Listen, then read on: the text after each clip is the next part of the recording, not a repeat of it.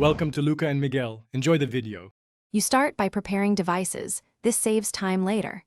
Open the Fit Cloud Pro app and sign in or create an account because pairing requires a profile.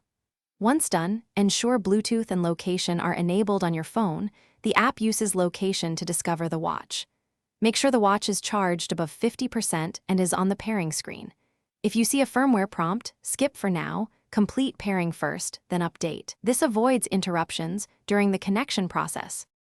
You now pair the watch. In Fit Cloud Pro, tap Devices, then add device and select your model.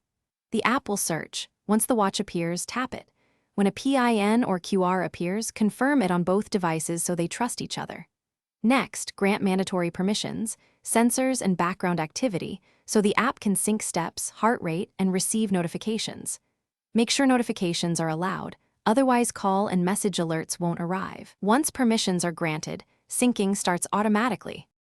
You complete setup by letting the initial sync finish. This transfers a batch of health data and firmware flags. After sync, customize watch face and notification filters so alerts behave as you expect. If syncing stalls, first toggle Bluetooth and restart both devices because most connection problems clear with a restart. If problems persist, remove the device from the app and repair. Clear the app cache or reinstall Fit Cloud Pro as a last step. Contact support with your model and app logs if nothing. Thanks for watching and please subscribe. It's the best investment you'll ever make.